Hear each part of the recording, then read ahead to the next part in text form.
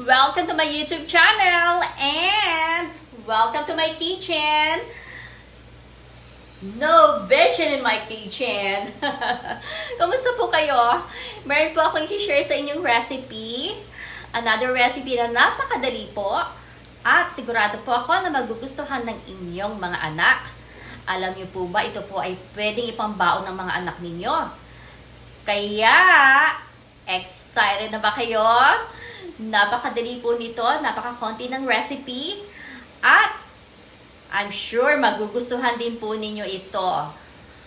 Ang tawag ko po dito ay cheesy cream corn. O, hindi ba? Sa pangalan pa lang talagang nakakagutom na Okay, so pakita ko po sa inyo ang mga ingredients na kailangan natin.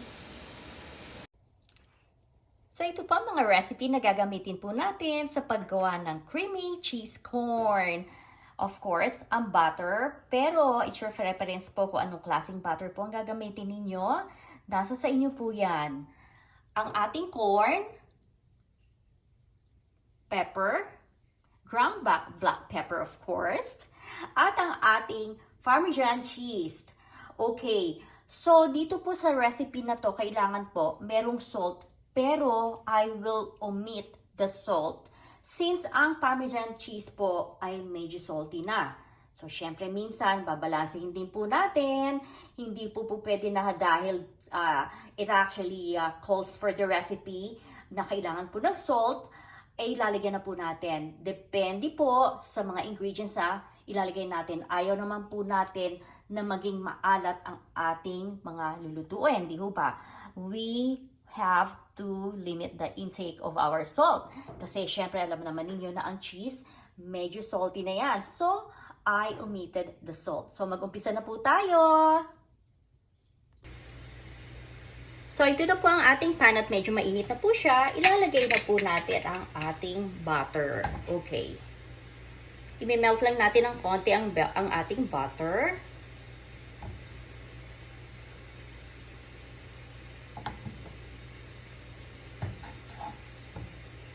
Ayan po, alam nyo po, napakasarap po nitong recipe na to. Dahil sigurado magugustuhan ng inyong mga anak.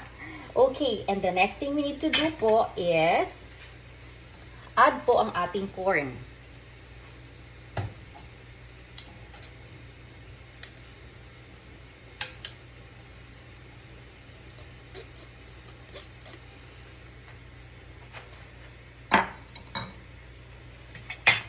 Medyo isosaute po natin ang corn po natin sa ating butter.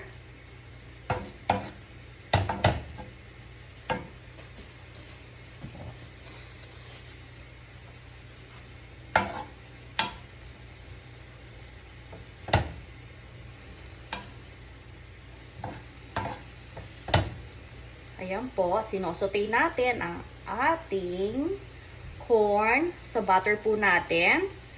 Hanggang maging soften po siya. Alam naman po natin na luto na ang corn, hindi ba? Pero syempre, we wanted the corn to be more softer po. Okay, at this point po, lalagyan po natin siya ng ground pepper.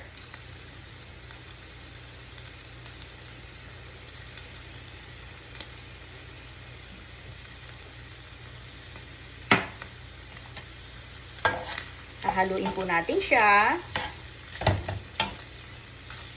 Napakadali lang po itong recipe na to at napakabilis pong gawin. So, ito po talaga, naku, magugustuhan po ng inyong mga kids.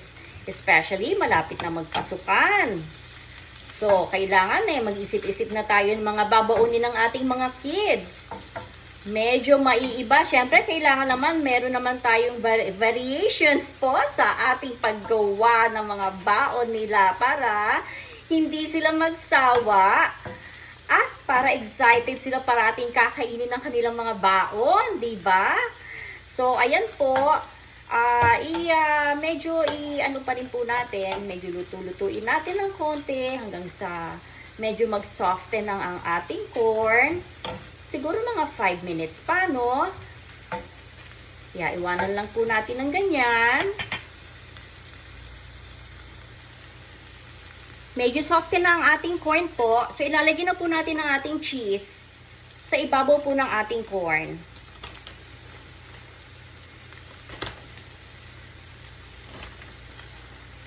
Spread out lang po natin siya.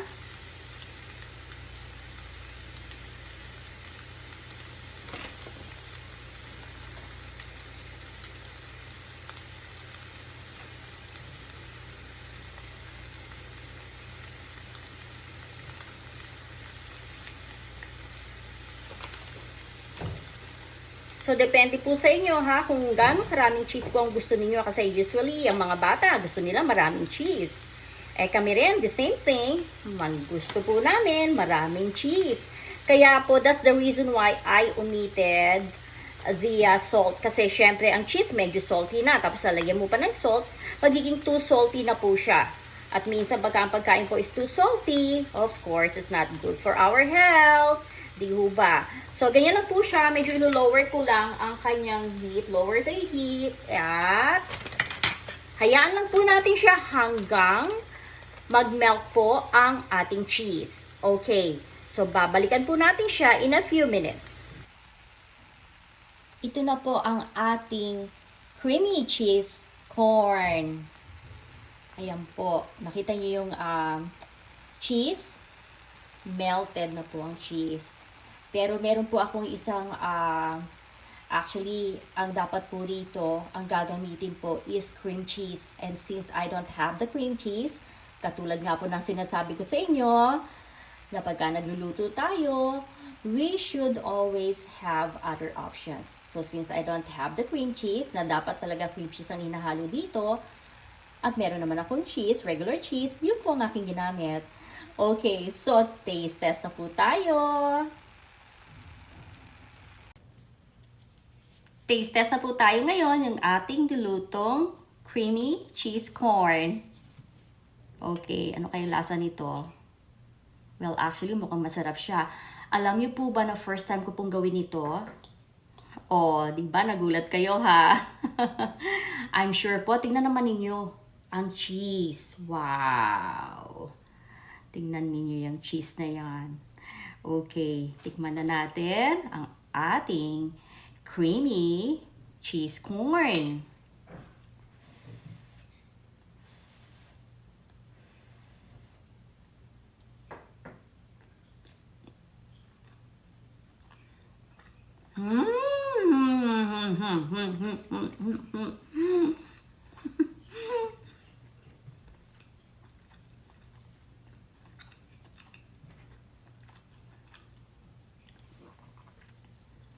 Napakasarap po niya.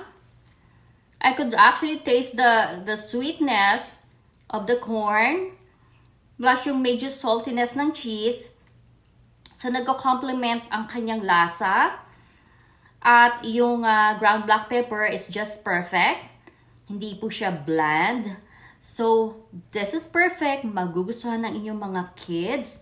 At yun nga po, katulad ng sabi ko sa inyo, ang original recipe po nito, minsan nabubulol sa sobrang sarap na kinakain. At napapasayaw. So, ang original recipe po nito ay, ang ginagamit po ay cream cheese. Okay, cream cheese. At syempre, ako ginamit ko ang aking regular cheese na meron ako rito since wala akong cream cheese. So, yun nga ang sabi ko sa inyo, na pagka wala tayo nung tinatawag sa recipe, then we can find something na pwede namang i-replace or in replacement of that original recipe. Tingnan nyo nakagawa na tayo ngayon. Kahit yung recipe na talagang calls for the original recipe, we actually don't have, pero nakagawa tayo ng creamy creamy corn or cheesy corn,